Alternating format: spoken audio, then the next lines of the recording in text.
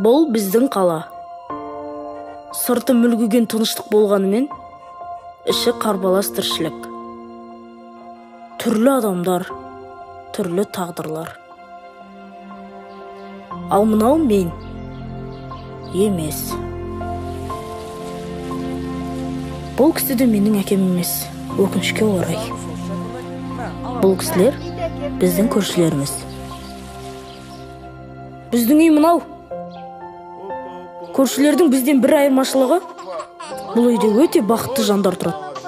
Бұл үйде береке, ауызбіршілік бәрі бар. Көршіміздей бақытты үйдің тұрғыны болу, мен түгілі итім Кеннидің де арманы. Себебі біздің үйде күнде осындай ұрыс. Ал мынау мен. Сен бар ғой, сөз қайтарма маған. Мен емес, сіз ғой бастаған. Тілің ұзарайын депті сенің. Қатын, таң атпай тағы да бастадың ба? Өзіңнің тәрбиең. Апаға сөз қайтарғанды қашан қоясың? Екеуің қосылыңдар жабылып. Не? Жетпеген сен едің. Не дедің? Не естісең сол. Ақылың кірмейтін қатын екенсің сен. Жә, сенің ақылың жетіп түрет.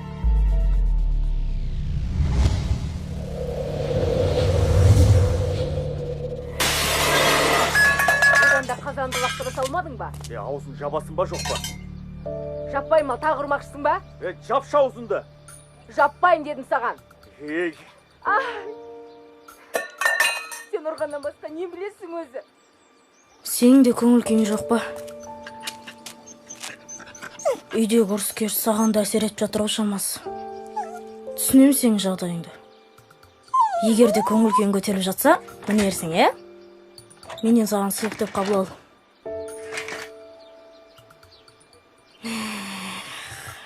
Онда мен кеттім сабаққа.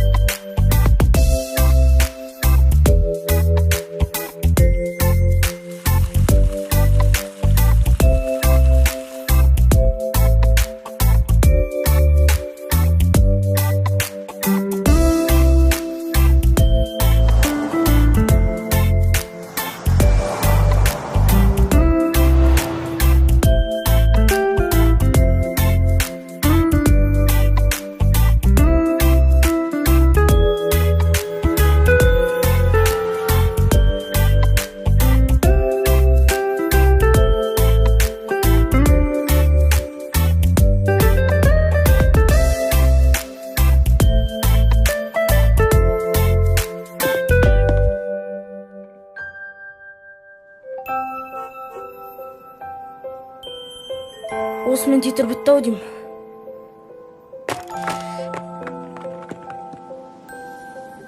Сенесіздер ме? Осы титрға болар режиссер мені үйден мектепке дейін жаяу алып келді. Негізі күнде автобуспен келіп жүрген баламын ғой. Құнанбайұлы 1904 жылы өмірден өтті. Оның 45 қара сөзі бар және 100 шақты өлең. Бір сөзбен айтқанда, Қара сөзі 38. үйдегі айқай-шудың кесірінен бүгін де сабағыма дайындалмай келдім. Ал шығармашылығы Мұғалімнен де ұят болды. өлең сөздің патшасы. Салдар тынышталамыз. Қиыннан қиыстыра. Айтпақшы, Тілге жеңіл. танысып қойыңыздар. Бұл Рауан. Менің сыныптасым, әрі көршім. Сөз арасы. Жаңа көрген бақытты үйдің баласы. Жарайсың Диас, отыра ғой, 5. Рахмет апай. Олжас, тұрсаң неғып отырсың? Апай шақырып жатыр ғой. Апай. Не болды Олжас? Ештеңе? Мені шақырған жоқсыз ба? Жоқ. Омаров, бір жерің ауырып тұрма сенің? Жоқ апай, бәрі дұрыс. Онда тақтаға шық, сабақ айт. Меруерт апай, мен сабаққа дайындалмаған едім. Бір дайындау болсам бола ма? Отыр 2. Ай, мынау осы жерлерім ауырып тұр. Қап деген екен ғой.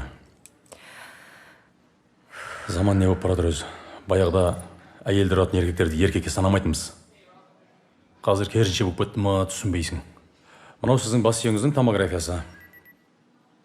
Сотрясение бар ма? Сотрясение жоқ. Қорқатын ештеңе жоқ. Бәрі қалыпты.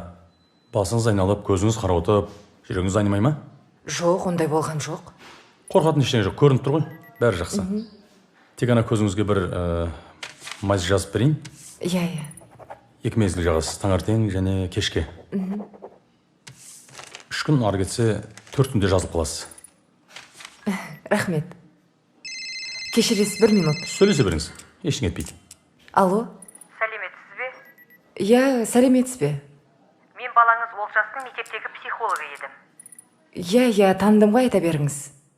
Сіз бүгін келем деп едіңіз ғой, мен сізді күтіп отырмын. Иә, білем.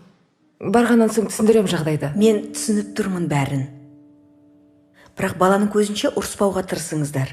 Сонда бізді баланың көзінше әдейі ұрсат деп ойлайсыз ба? Жоқ, дегенмен ләжі болса ұрыспауға тырысыңыздар. Балаңыз үйге келгенде жақсы қарсы алыңыз. Әлемдегі ең жақсы жерге келгенін сезінсін.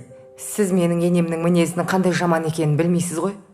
Енді ол кісі жаманды жақсылы сіздің күйеуіңіздің анасы. Соның кесірі мынаның бәрі.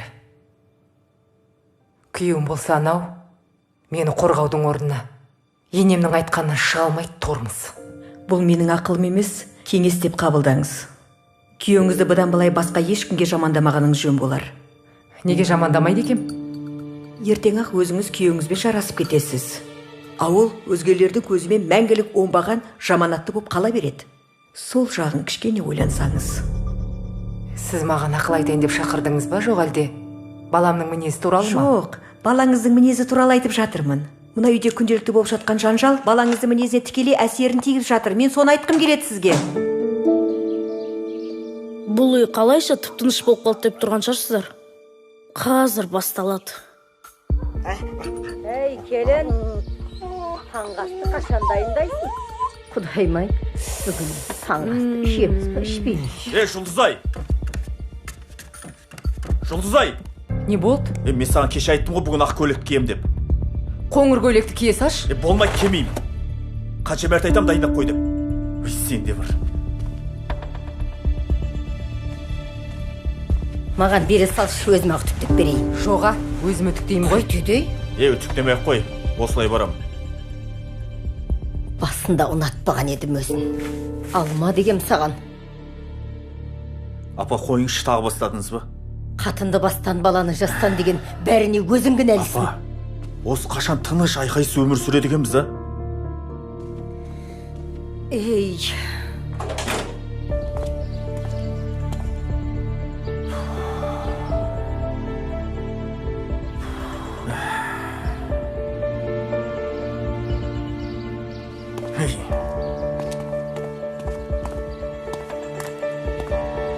Keçe bana.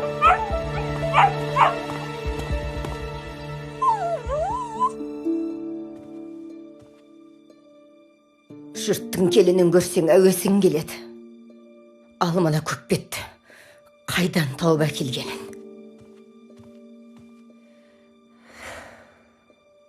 Ен емес кене десе. Ит құса барпылдап әбден миды жеп бітті ғой.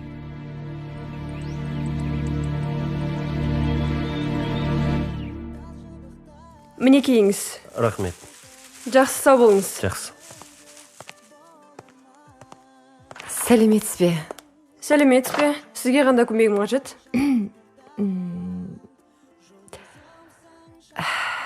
Не ғой, сіздерде у табыла ма? Түсінбедім. У бар ма дейм? Оны не қылмақшысыз? Ай, ана бір үйде кәрет бар еді. Я өлмейді, я қоймайды. Соңғы кездерде өзімізді қабатын әдетті шығарды. Соған беріп, көзін құрта салайын дегенем. Оның несін уайымдайсыз әпке? Ең дұрысы ит ататындар шақыртып аттыра салмайсыз ба? Көршілерді шулатпай-ақ у бере салайын деп ойлаған ем. Кешіріңіз, біз у сатпаймыз, дәрі сатамыз. не ғой, қайдан алсам болады екен? Мен қайдан білейін? Кешіріңіз. Жарайды, сау болыңыз. Бұл кісі, өздеріңіз білетіндей, менің әкем. Үйдегі айқай-шу менің сабағыма қалай әсер етсе, әкемнің де жұмысына дәл солай әсер етеді. Өй, Мұрат. Отчет қайда? Басеке. Бүгін үлгере алмай қалдым. Ертең бітіріп берсем бола ма? Саған не болған өзі? Сенің мұндайың жоқ еді ғой. Кешірім өтінем. Тапсырған жұмысты бітіре алмасаң, айтсайшы онда. Басқа малын қарастырамыз ғой. Отбасында кішігірім проблемалар болып жатыр еді. Причем здесь сенің отбасың? Онда бәріміз жұмысты қойып, сенің отбасының проблемасын ойындап отырайық осы жерде. Сіз мен жөн түсінбедіңіз. Жұмысқа келдің бе? Дұрыстап атқарда қайт. Сенен басқа ештеңе талап етіп отқан жоқпын. Кешіріңіз. Кішкене уақыт беріңізші, ертең бітіріп берем, Басеке. Бұдан кейін қайталанбайтын болсын.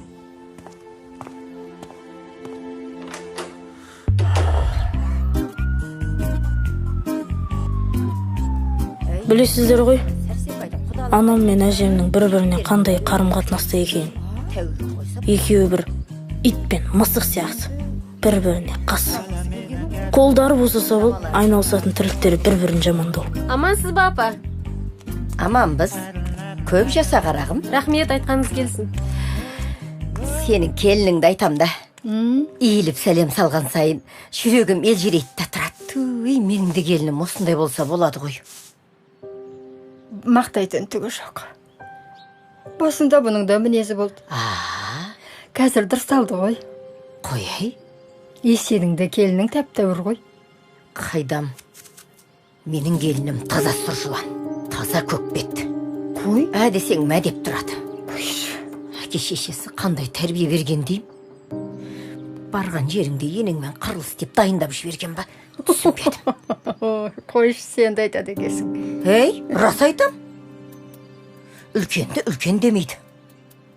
Айшамалау шаршатып жіберді ғой мені. Солай ма еді? Солай, сен біраз нәрсені білмейсің ғой. Күйгенімнен айтып отырмын ғой саған. Ашуыңды бас. Қайдам. Адам болатын түрі жоқ.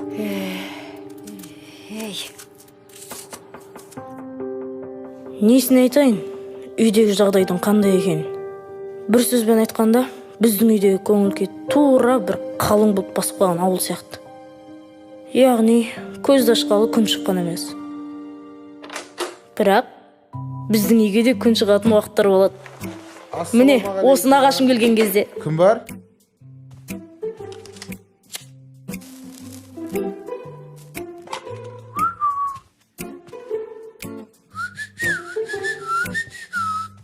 Жезде?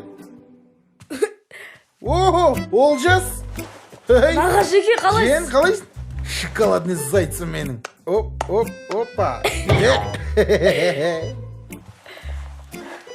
Қанша уақытқа келдіңіз? 1 секундқа келдім. 3 секунд өтті, мен қайттым. Әпкем қайда? Әпке, күш тамақ істеп отқан сияқты. Мен келдім. Әпке тайым менің, қалайсыз? Жақсы, өзің қалайсың? Жақсы. Көзіңізге не болған? Жай әшейін, өзі қызарып тұр ғой. Әлде біреудің жұдырығына соғып алдыңыз ба? Қандай тамақ жасап жатсыз, әпке? Сорпа ғой. Сорпа? Иісі мұрнымды жарып бара жатыр бар ғой. Асқазан давлениесі бар еді, бүгін бір жазылып қалатын болды. Әпке, ет бет болмаса шай-пай қасықпын. Жездем қақта? Мына жақта. Жездеге, ассалаумағалейкум. Жездеге, әпкемнің күйеуі. Қалайсыздар? Қалдарыңыз қалай? Шүкір. Жездеге сізді қатты сағындым. Менде Менде бір өтініш бар. Айта бер. Жағыңыздан бір өш. Әзілдеп отырмын. Реңіз өзгеріп, түріңіз басқаша болып өзгеріп кетті. Қош. Тамақтан алыңдар. Қалай, жағдай жақсы ма? Жақсы. Кәдімде өзгеріп, рең кіріп, Рең кіргенде жоқ, әбішіп кетіпсіз ғой, чотам. Әлде үйде жақын арада үлкен бір бой болған ау деймін де. Жоқ. Әпке. Ау. Бой болатын кезде маған хабарласпайсыз ба? Бір-екі встречный прием ұйымдастырып беретін едім де. Болмаса сүргімен желіп көмектесіп тұрамын. Қойшы. Уайымдамаңыз, сізге жабылайын деп отқан ешкім жоқ. Менікі только разынарыз ғой, білесіз ғой. Әпке. Ау. Мені енем жақсы көреді екен. Тура астың үстінде түсем де менде. Жә, сол ырымның рас екеніне күмәнім бар да. Неге? Қыз кезімізде талай түстік қой тамақтың үстінен. Тамақтан ал. Қалай? Жатақханада қарын тоқ, бәрі дұрыс па еді? Доқ. Айыма. Күшіге айтпады. Осы әпкеңе келіп киім жуғыза бергенше, осы үйге келіп тұрсай? Соны айтам? Үй кең, бөлме көп. Бөтен адам емессің. Тұрғымақ келеді жезде, бірақ маған жатақхана ыңғайлы ғой. Достарым да сол жақта қызықтырақ. Алып кетейін бе, кешке жақын қыздар апарайын ба? Қашан үйленесің? Қашан үйленгенде бүгін кеш болып кетеді ау, среда. Қай среда? Оны әлі белгілеген жоқ. Енді қашан? 5 жыл болды ғой үйленем деп жүргеніңе. Әпке, анау ауылдағы жүкең бар ғой, көрші. Соның қызына жаман қатты ойым кетіп жүр бар ғой. Ай, ана оңалбайдың қызы ше, аяқ қолы балғадай. Өй, оның аяқ қолын не істемекші? Шеге ағайын деп педіңіз? Оның үстіне оның мінезі өттен нәшер. Есесіне әке шешесінің мінезі мынандай. Қызықсыз әпке. Қыздың мінезі ұнамай қап нервыма тиіп жүрсе, есесіне әке шешесінің мінезі ақ көңіл кішіпейіл деп өзім жұбатып отырам ба? Керек емес. Одан да жүкең қызын айтам да. Әп-әдемі маған лайық. Алмайсың ба енді соны? Бірақ үйлерінде қабаған иті бар да, мені көрсе қас жауын көргендей ыр-ыр деп ырылдайды да тұрады. Ана ит ататындарды шақырып аттыра салмайсың ба? Қойыңыз әпке. Сол үйге өзім енді ғана күйеу бала болайын деп жүрген кезде ит ататын күйеу бала кетті деп айтып жүремін сосын. Керек емес, құрсын. Бірақ иттің өзін бір жақтық болған мен. Қалай? Таныс бір дәрігер бар. Қолдан уж жасап береді, арнайы. Иттің тамағына білдірмей қосып жіберем. Житті 6 секундта қатып қалады. Сонда дәрігер уж жасап бере ала ма? Ақшасын берсең жасайды, е? Мазалап жүрген ит бар ма? Жоға, жай сұрап жатқаным ғой. Ырылдасып жүрген деп отқаным ғой.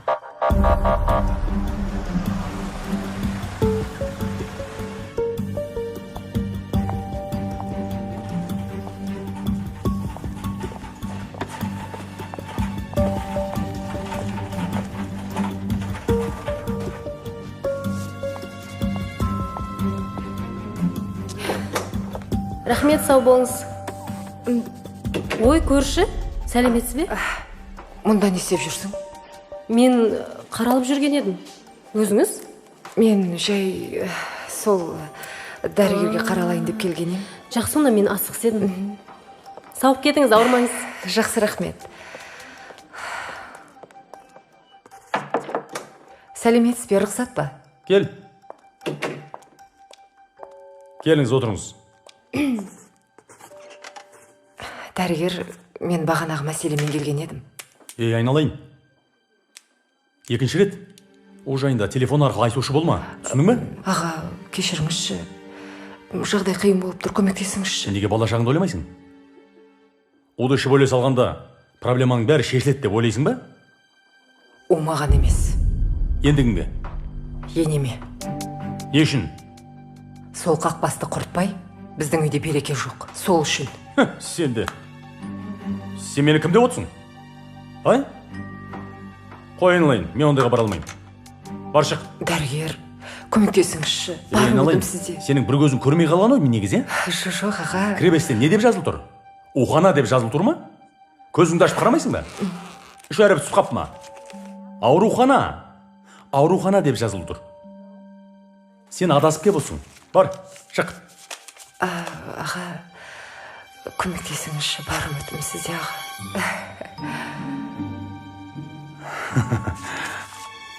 Шында да қалдында ұшарып түсіп қалған ба? Мен өзімде соны дұрыстап оқымаппын, біраз бопты қарамағаныма. Сыртқа шығып бір оқып білетін екен. Жарайды, телефоның қайда? Өзімде телефон. Маған беріп қойшы. Жайша ма? Әкел. Жарайды. Диктофонға жазып отқан шығарсың, қайдан білем? Жоқ, аға. Не бар жазып? Қазір көлеңкемізден қорқатын болдық қой? Иә, түсінем ғой сізді. Нақты шешімің болды? Иә. Артып өкініш болып жүрмесін бірақ. Ешқандай өкінбеймін. Жарайды. Ертең кел дайындап қоям. Аға, рахмет сізге. Сау болыңыз. Атың кім сен? Оқасан деп қой. Өзінен де үшеумен ерегіспекші да. Лицензиясы жоқ бандиттер. Физически ақ қоям ғой бәрін. Сізді ақ қойған кезде оны ақ қоямаймын. Сөйтіп бой кішкентай айтмай, мынаны көрдің ба? Осыдан бір-екі рет ұрып үлгерсең үлгердің. Мынадан кейін саған шанс жоқ ау дедің. Өлесің ау дедің. Сөйтіп маған айтады. Мен спортсмен болғанмын. Қатап тастаймын қазір анау денең бар деп. Не ама дейді. Кезінде спортсыз-ақ ауылды ұстағам ғой деймін де. Брәшкелердің шымын жанын шұрқыратады. Ұлан, ұстасаң такси ұстаған шығарсың. Ауылда ешқандай ерлігіңді естімедік қой. Қойыңызшы, әңгіменің шырғын бұздыңыз ғой. Енді рас қой. Не бүйтіп қаласыздар, сенбейсіздер ғой маған. Дух деген жетеді ғой менде. Духовиспін ғой мен. Духовый оркестрде ойнағым ғой. Қой, жиен дайынсың ба? Кет. Я дайынмын. Жездерге, бізге қарбыз жесеңдерші. Жей беріңіздер. Ас болсын. Қайда барасыңдар? Біз паркке бара жатырмыз. Арбуз соқта бере салам. Болмаса арбуздың дәмі бар, орбита бере салам да. Екеу ма? Рахмет. Біреуіне алсын? Я сау. Орса. Бізге нан. Анадан. В общем... Можно нам 2 коктейля? Я. Қай түрінен берейін? Молочный, шоколадный, клубничный, банановый. Шоколадный зайц дейтін түрі бар ма? Кешіріңіз, шоколадный зайц деген түр жоқ. Онда 2 шоколадный бересің. 2 шоколадный коктейль. 2 шоколадный коктейль. Сіз қазақша сөйлей аласыз ба? Әрине, қазақ жерінде туылып басқа қай тілде сөйлеуім керек? Көрдің бе? Так что сен де қазақша сөйле, жиен. Орысша сөйлемей ақ қойшы. Геометрияны 5-ке оқыған адамсың. Осы әзіл 4 жыл бұрын Рауаннан естіп қойғам. Кім ол? Рауан деген? Досым ғой. Досың менен 4 жыл ерте жүре ме не? Мүмкін. Қанша болды? 1000 теңге болады. Міне 1000 теңге. Значит керек емес. Рахмет. Не? Осылай ма? Болмайды ғой. Рахмет. Сау болыңыз. Спасибо. Сау болыңыз. Мына жерге отыра салайық.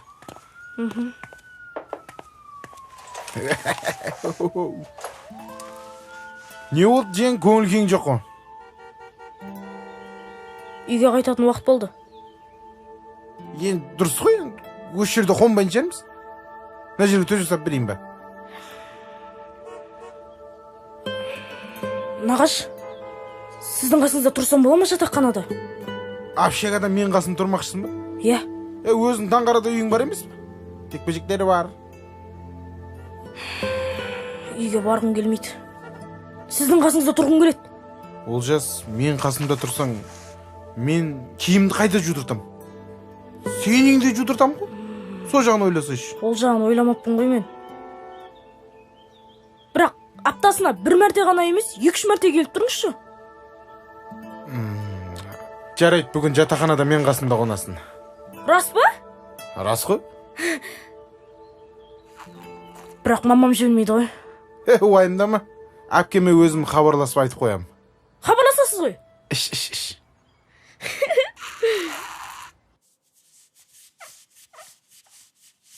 Мына гүлдерге неге уақытылы су құймағасын? Кеше құйдым ғой, апа. Кеше құйсаң, неге бүгін құймайсың? Кеше құйдым дедім ғой. Өзің немене? Кеше ішкен тамағыңмен әлі жүрсің бе? Бұларға да су керек. Құй күнде. Апа. Немене? Ей, тыныш, сөйлесіп жатырмын ғой. Кешірім өтінем, күттіріп қойғаныма. Енді бәрін өзім қадағалайтын боламын. Жақсы, сау болыңыз. Олжас соңғы кездері сабағын мүлдем оқымай жүр екен. Анасы баласының сабағына қарамайды ма екен? Есіл дерті әлгі кәріс пен түріктің сериалдары. Қарағанымша қарап жүрмін мен. Немене? Мына сорпаның иісін ай. Менің бұрным жарып баратыр ғой. Дәмі жақсы, сорпа керемет болыпты. Рахмет.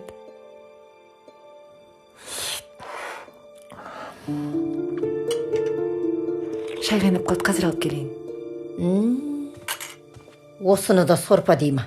Итке қоятын бұламық қой мынау.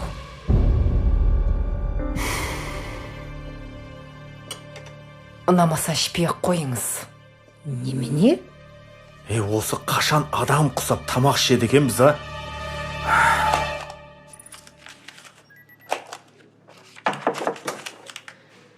Дәрігер сәлеметсіз бе? Саламатсыз ба? Кіруге рұқсат па? Рұқсат, келіңіз.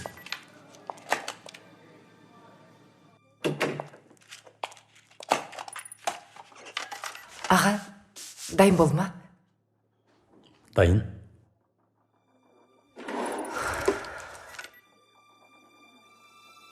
Мінекейіңіз.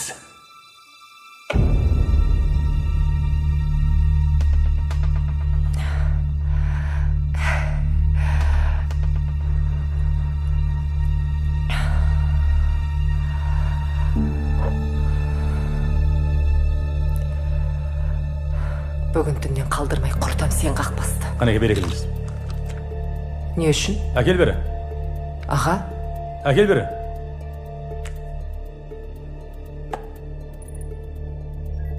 Егер енең бүгін түнде өлетін болса, бәрі сенен көреді. Ал сен арқылы мені тауып алады. Сенің бір енең үшін бүкіл өмір бойы жинаған абыройымнан айырылатын жағдай жоқ. Шық кабинеттен. Сен мені, мен сені көрген жоқпын. Ақшаңды ертең қайтарып беремін. О не дегеніңіз, мен олай деген келген жоқ. Сіз мені дұрыс түсінбей қалдыңыз, аға. Енді не дейсіз? Бәрін сіз айтқандай жасаймын, аға. Бірақ мына дәрі өте қатты қажет болып тұрмаған. Жарайды. Бұны саған 2 шартпен беремін. Ол қандай шарт? Біріншісі, тамағына күніне 1 тамшыдан тамызасың. Сонда қанша күнде өледі? 1 ай. 1 ай? 1 ай. Бүгіннен бастап енеңіздің жағдайы нашарлай бастайды.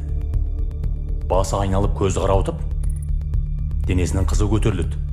Жүрегі айнып, іші ауыратын болады. Айдың соңына қарай ажалы өз келгендей енеңізді шығарып саласыз. Ары қарай бақытты да баянды өмір сүресіз. Келістік па? Келістік, аға. Міне.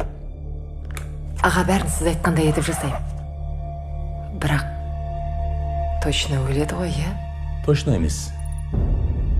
Гарантия. Бірақ екінші шартыңыз қандай, аға?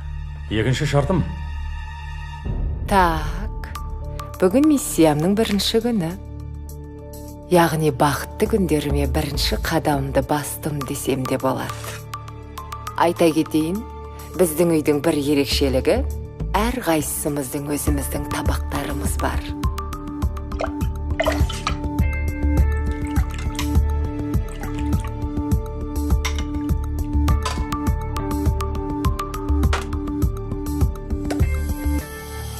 Күніне 1 тамшыдан ғана тамызасың. Өз үйімде өзім қожамын. Сондықтан да 2 тамшыдан тамызам.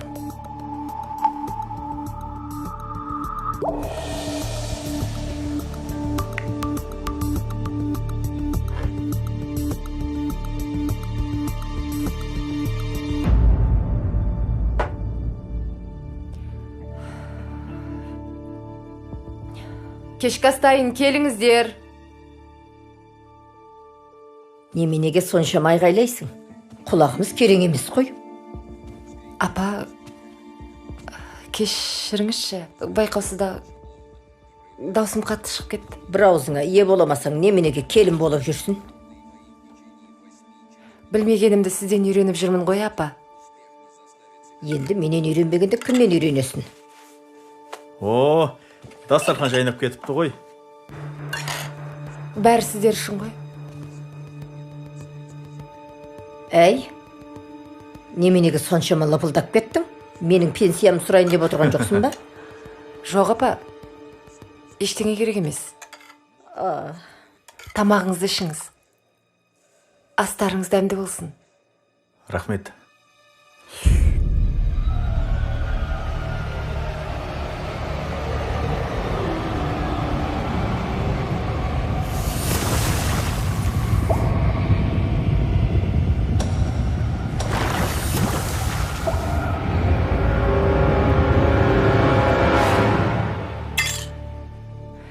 Кешіріңіздер. тамақтарыңызды ше беріңіздер. Ал. О, тамақ керемет дәмді болыпты. Рахмет. Тіпті дәмді емес. Мен мұндай тамақтарды көзімді жұмып ақ істеймін. Апа,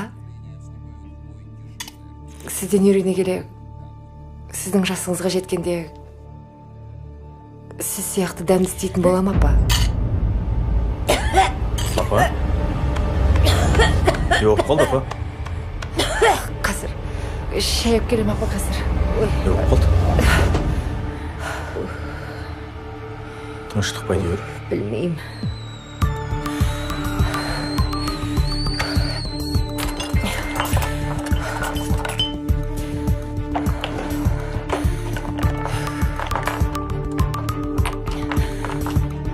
Не іздеп жатсың? Жай. Ручка іздеп жатырмын. Асханада қандай ручка? Балалардың сабағын қарайын, я? Балалар несі? Олжас оланмен бірге жатақхана демес бе?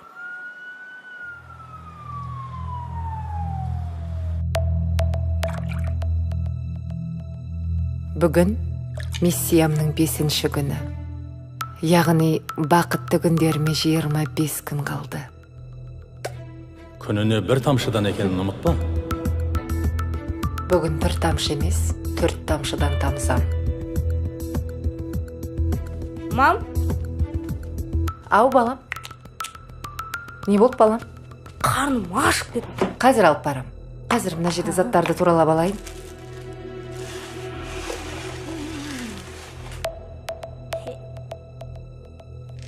Өзім ақ көте берем, мам. Тарт қолыңды. Апарам дедім ғой өзім. Жарайды онда, тездетіңізші. Қазір. Ей, келін. Ау, апа. Тамағыңды әкелсейші. Қазір.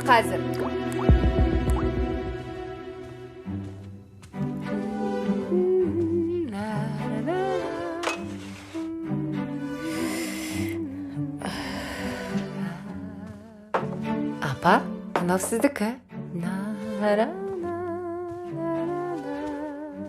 Немене, бұл үйде сорпадан басқа тамақ ішеміз бе, жоқ па?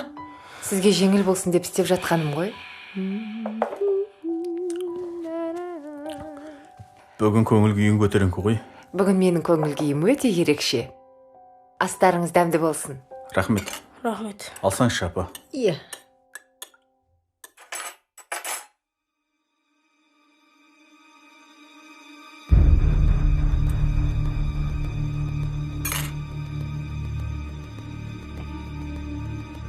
Келін? Ау, апа. Сен неменеге менің кесемен тамақ ішейін деп отырсың?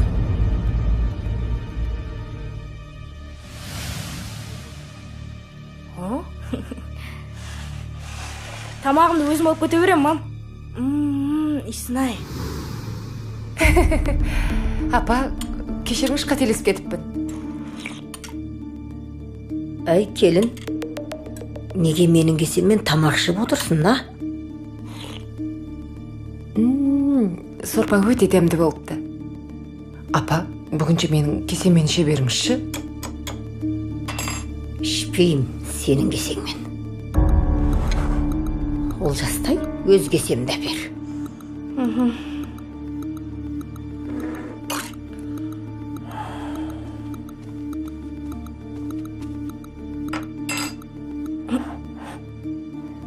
Мам, жүрсеңші.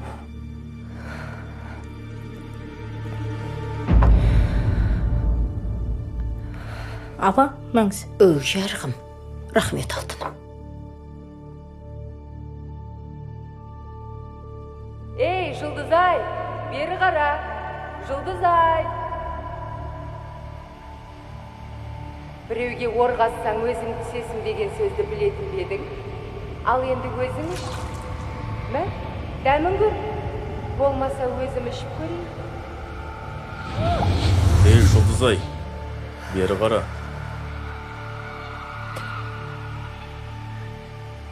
Апама дайындаған ұлды өзің іш. Дәмі қандай екен көр. Тамағын ішсенші деймін.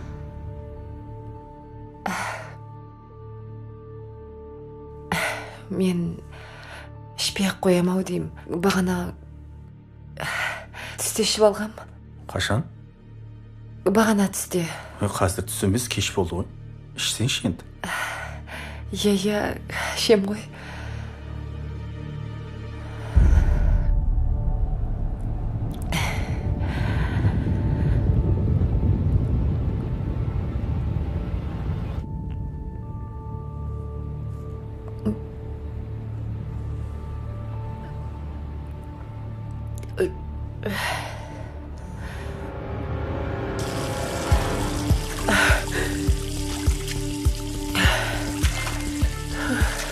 Жұлдызай, бәрі дұрыс па? Басым айналып жатыр. Тыныштық па әйтеуір? Ай, Мұрат. Ау? Ананы шақырған ба едің? Шақырдым, апа. Кешігіп жатыр ғой. Уайымдамаңыз, кәскеп қалады.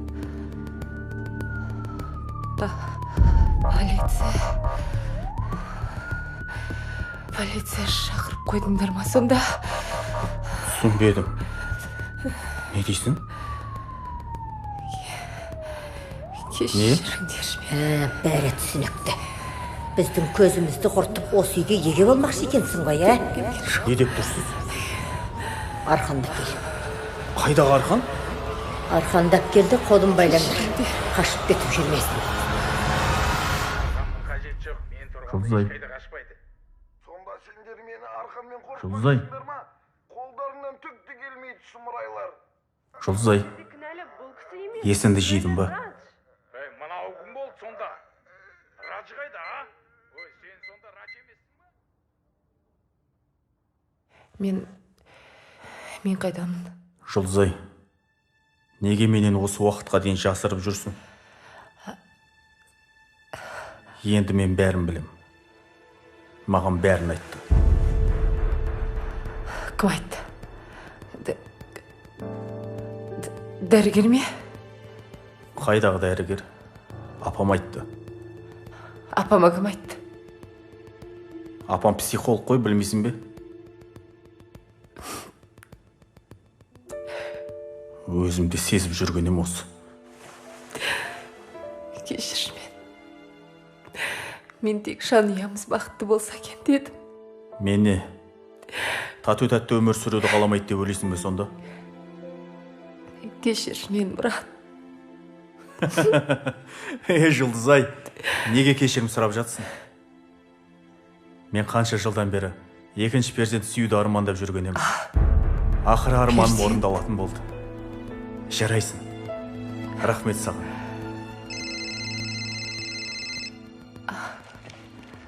О, класстас.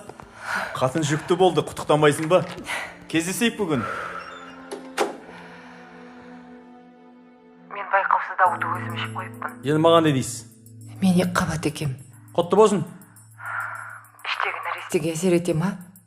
бір тамшыда тұрған ештеңе жоқ. Айдың соңына қарай бір айда әсер етеді. Айтым ғой өткенде. Дәрігер, шынымды айтсам,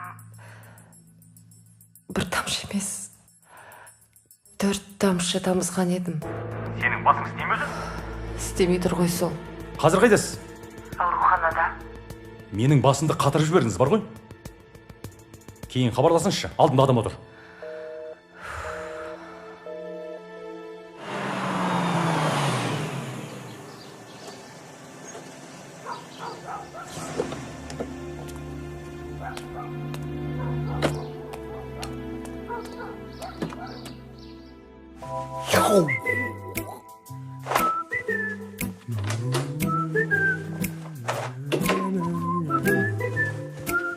Canım şey.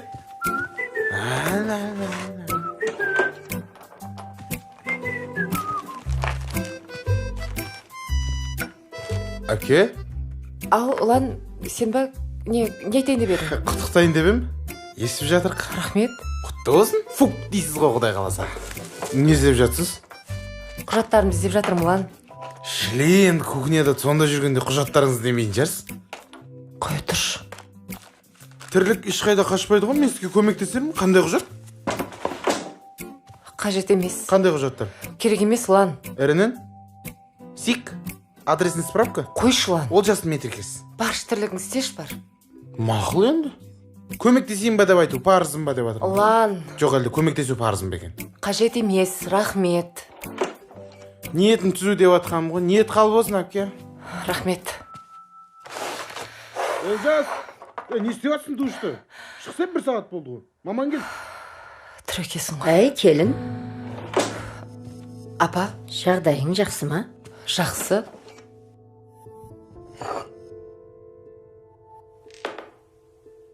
Жағдайың жақсы ма дейм, келін? Жақсы дедік қой.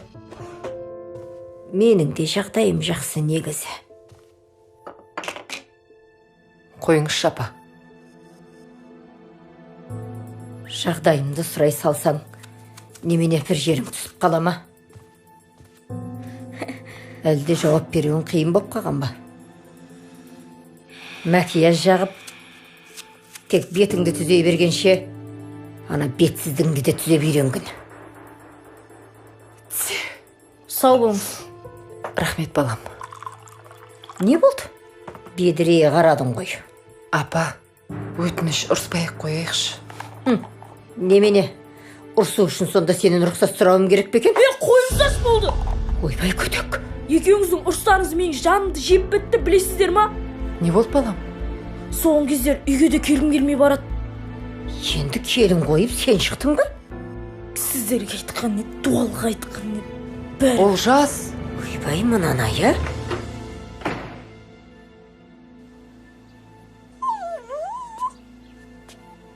Әй, Олжас, бер кел бері.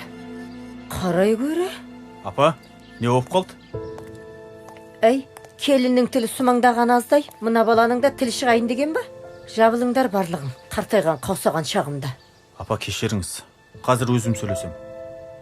Қойш, сөйлесем дейді. Олжас. Балам. Не болып қалды, балам? Ондайын жоқ еді ғой сенің. Болмаш нәрсеге ұрса береді. Мен жай ғана ұрыспасын деп айтайын деп едім. Олжас, бала емессің ғой. Түсінесің ғой бәрін. Өзің көріп жүрсің ғой, күндіз түні жұмыс істеп жүрмін. Бұның барлығы сенің болашағың үшін. Құдай қаласа 1-2 жоба қалды. Соны бітірсем бәрі ойдағыдай болады. Болашақта бай боламыз. Әке, маған бай болғанымыз қажет емес. Маған тек бақыт жане болсақ болды, жеткілікті. Сонда мен не істеп жүрмін? Кешіріңізші.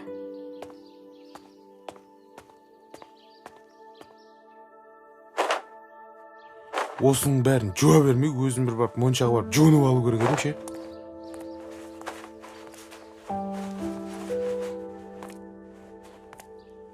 Не болды жезде? Настроениеңіз Нарынқұл жаққа кетіп қапты ғой.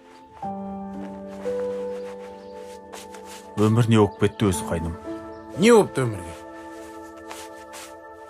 Үйге кірсем әйелім жырын айтады. Апама жолықсам ол да айтады. Ал енді болса, баламның жыры басталды. Жезде, мені дұрысынан түсінерсіз деп ойлаймын. Нені? Сіз негізі бақытты болу үшін емес, бақытты болып көріну үшін өмір сүретін сияқтысыз. Қалай сонда? Мен бұрын сізді сыртыңыздан көріп үлгі тұтатынмын. Жездем секілді мен де семья құрсам деп талпынатынмын сізге қарап.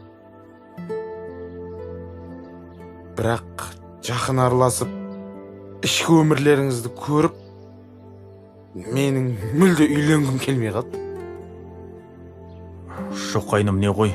Жезде, маған үнемі жатақханада емес, біздің үйге келіп тұрмайсың ба деп айтасыз. Шынымды айтсам, үйлеріңізді тұрғымақ келеді жезде. Бірақ үйдегі күнделікті айқай-шуларыңыздан кейін бұл үйге менің де мүлде келгім келмейді. Тек Олжас жиеннің көңілін көтеру үшін ғана келем. Айтпесе кір жуатын машина жатақханада бар негізі. Қайным, сен мені жөн түсінбедің. Мен осының барлығын... Жоқ, жезде, сөзіңіз аузыңызда мен сіз жақсы түсінем.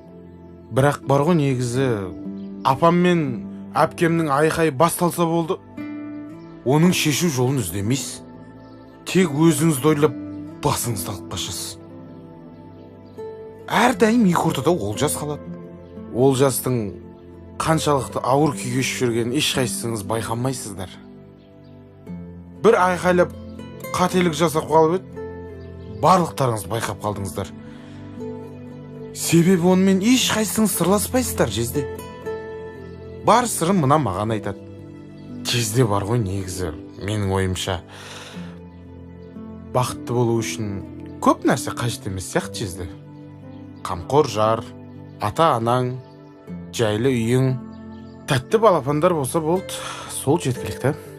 Ал сіздерде бұның барлығы бар. Бірақ неге ұрса беретіндеріңізді түсіне алмадым, жезде. Кешіріңіз.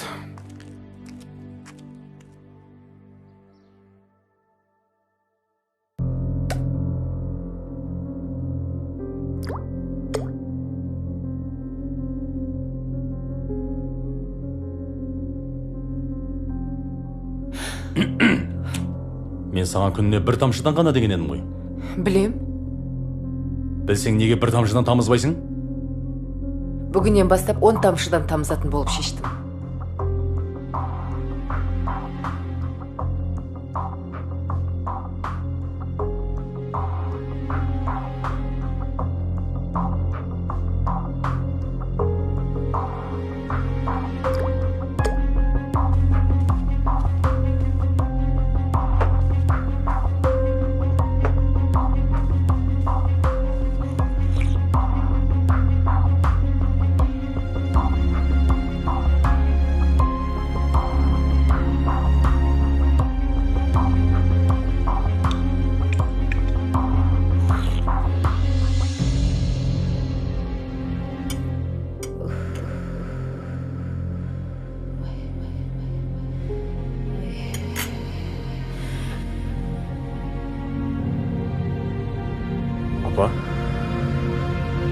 Апа, не болып қалды?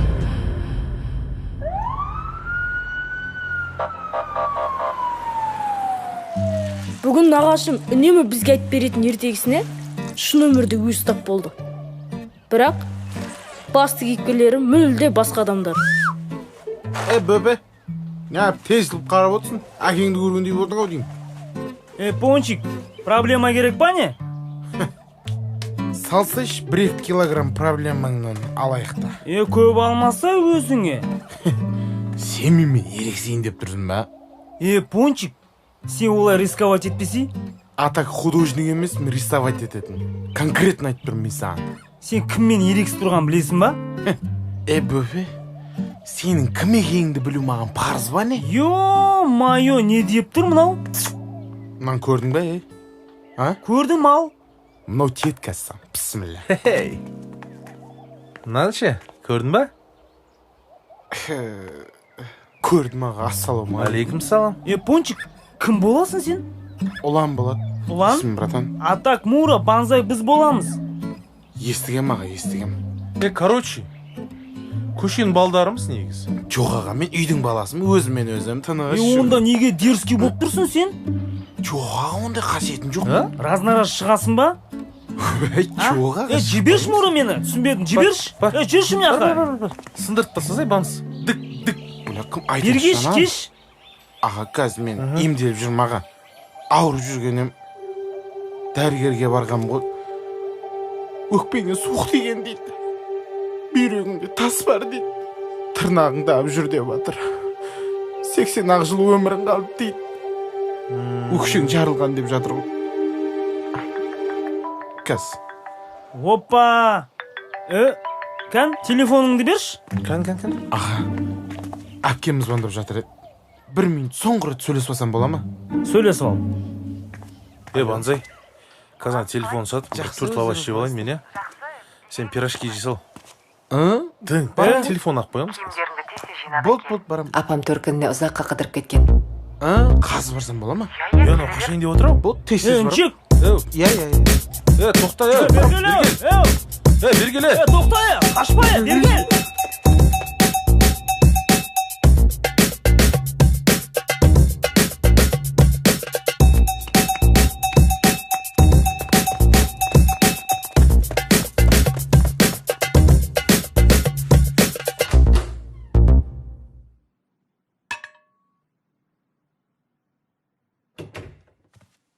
Ұлан, сен ба?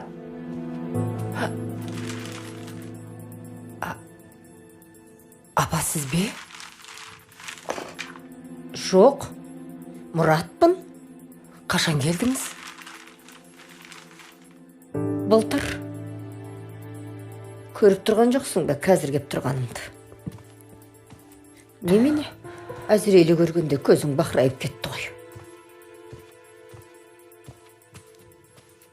Жоқ, апа, жай жақсы жетті ма деп сұрайын деген. Жақсы жететінде күроттан кегенім жоқ. Басыңдағы орамалың қайда? Жаңа шашымды жуғам, қазір тағып алам.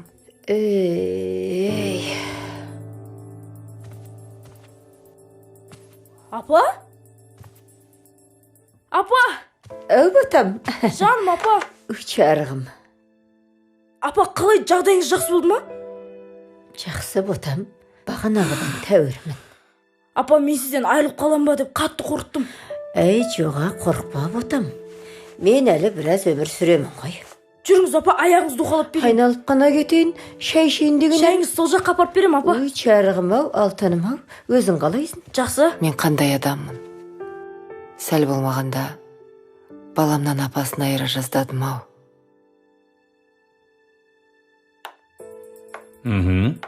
Иә. Басында солай болады. Бір есінен танып, есіне қайта келіп, бұны адамдар кәріліктің дерті келгенеге деп ойлайды. Бірақ скорыймен әкетіп бара жатқанда жаным ашып кетті ше, апаға. Солай ма? Мен сізге басында айтқам. Арты өкінішті болып жүрмесін деп. Енді қалғаны мен айтқандай қып істеңіз. Жақсы, сау болыңыз. Маған қайта-қайта телефон соға бермеңіз. Бір-өмірі күдіктеніп жүрер. Келін. Апа? Кіммен сөйлесіп тұрсың? Не ғой, анау... Дәргерім ғой кешегі. Апа, шай ішесіз бе? Рахмет, қарағым, кейін ішемін ғой. Қарағым.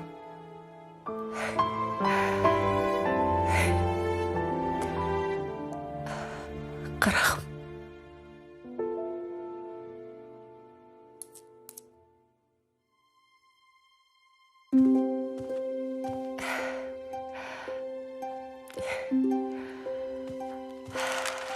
Апа? Не тоқып отырсыз? Ол жастайға қалпақ тоқып отырмын.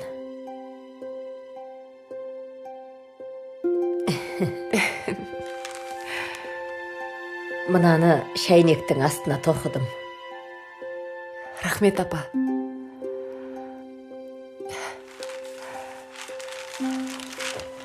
Апа? Мына орамалды өзіңізге арнай алдым.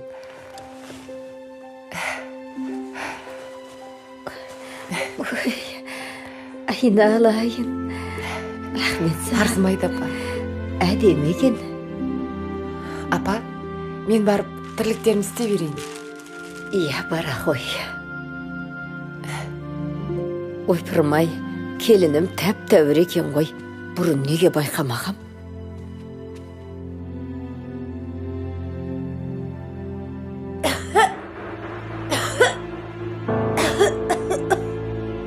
Ойбай, маған не болды?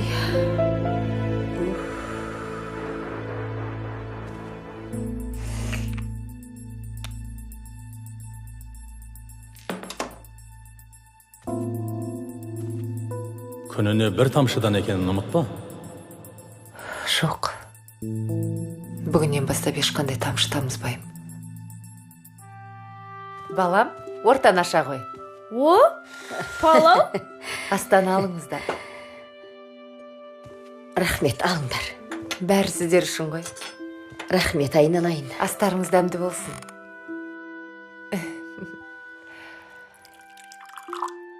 Апа, шайдан алыңыз. Керемет бопты тамақ. Рахмет. Келіннің қолы алтын ғой. Істеген тамағының бәрі Рахмет, апа. Білмегенімді өзіңізден үйреніп жүрмін ғой. Тамақтан ал, балам. Сабағың қалай? Жақсы. Кеше 2 сабақтан 5 алдым. О, жарайсың, ұлым. Бүгін 3 сабақтан 5 алам деп ойлап қоямын енді.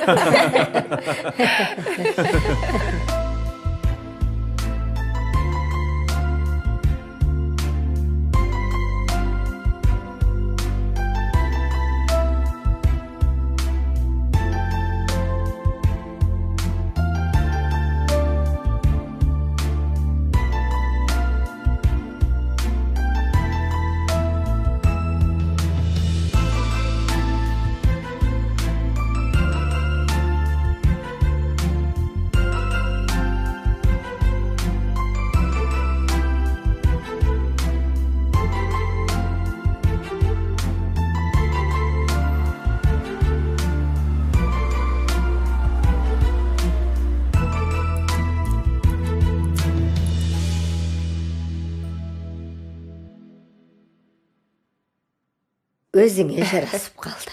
Аз ғана қалды. Апа, маған да тоқуды үйретіңізші. Үйретейін. Үйренгенің өзіңе жақсы, келін. Ертең балаларыңа нәски жемпірлерін тоқып берерсің. Иә. Рахмет, апа. Сізді сондай қатты жақсы көрем. Мен де сені жақсы көрем.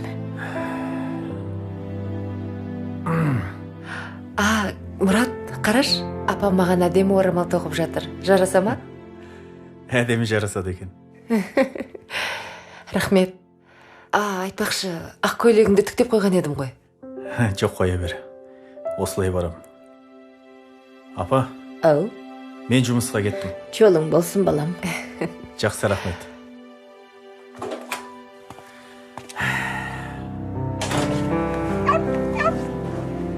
Кенни. Бері кел.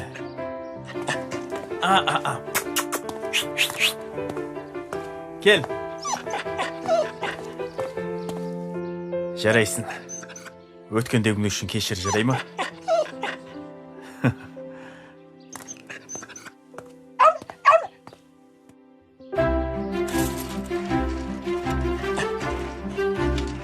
Ай, жарайсың, Кенни. Ай, жарайсың. Ай, Кенни. Сен бар ғой, гений.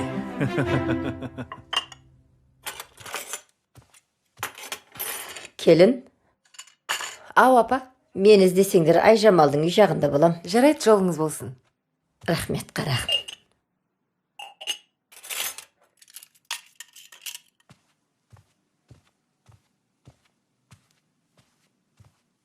Олжас. Ау? Не істеп тұрсың? Әшейін.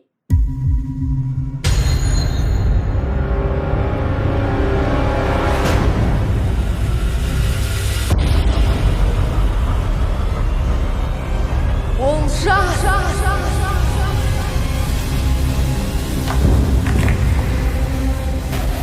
Құс! Құс! Құс дедім! Айбай!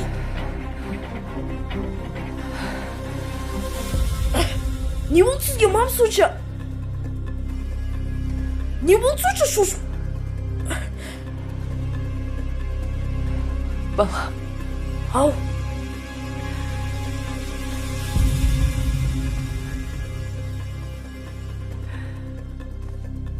Мұрның қанып жатыр, балам. Не болды қанаса, сол үшін жылау керек па? Басың айналып жатқан жоқ па? Қайдағы бас айналған? Өзіңіз ғой бір ұрған. Неге іштің оны? Не екенін білесің бе өзі? Әрине білем, витамин ғой. Витамин? Иә. Қайдан ішіп жүрсің? Мама, күнде ішіп жүрмін ғой, жай ғана витамин ол. Витамин?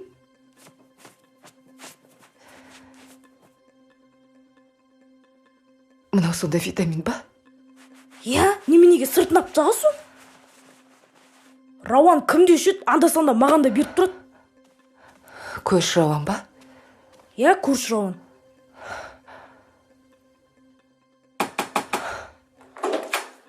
Сәлем, Рауан. Саламатсыз ба? Рауан, сенде мынадай ыдыс бар ма? Қаны? Мынау витамин емес па, иә? Иә, солай шығар. Бар ма сенде? Бұл керек. Қазір күте тұрыңыз, үйден іздеп көрейінші. Иә, бұл керек. Іздеп көрші өтініш.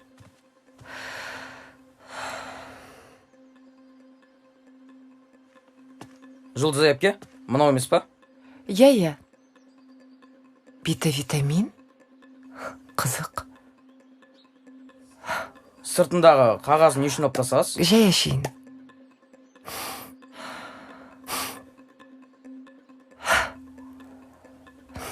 Екінші шартыңыз қандай, аға? Екінші шартым. Бүгіннен бастап енеңіз не айтса да соныкі дұрыс болады. Дұрыс болмаса да, сіз соны дұрыс қыласыз. Жалпы өзіңнің анаңнан артық қарайсың. Өйткені оды сенің бергеніңді ешкім білмеу керек. Түсіндің ба? О ыдыстың ішінде емес. Ол менің миымда екен ғой. Шайыңнан құйып жібер. Әйел жолғас? Көңіл күйін көтеріңкі ғой? Иә, көтеріңкі. Наны қараш. Әдем ма? Әдем екен? Кімге тоғыбасың? Келініме. Келініме? Көкбет келініңе ме? Қой, көкбетте ме? Өзің солай айтушан ғой. Ол кезде келіннің жан дүниесін түсінбеген екем. Қазір менің келінім алтындай. Тиыштық па? Өзің ойлашы. Мен келінімді жек көрдім. Ол неге мені жақсы көру керек? Дұрыс айтасың. Менің түсінгенім, біреудің мінезін түземей тұрып, өз ойымызды түзеуіміз керек екен. Болмаса, қисық ағашты түземей тұрып, қисық көлеңкені түземін дегенге ұқсайды екен ғой. Тоқ, шірікін әйе. Әй бірдеңе болса, уағыз айтып шыға келетін болсын ғой, е?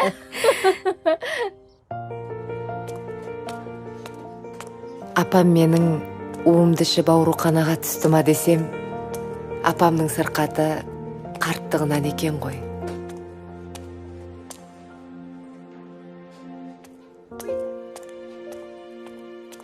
Тоқта, қайда барасың?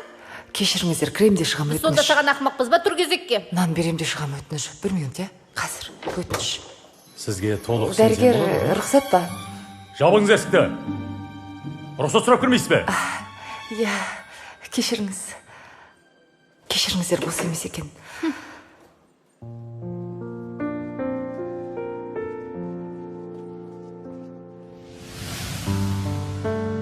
Ой, көрші, сәлеметсіз бе? Мұнда не істеп жүрсің? Қаралып жүргенем. Көрші, сен де менің күнімді кешкен екенсің ғой. Уайымдамаңыз, енді ешкім кірмейді. Мінекейіңіз. Қанша уақыт әсер етеді? 1 ай. 1 айда енеңіз тас болып қатып қалады. Рас па? Гарантия.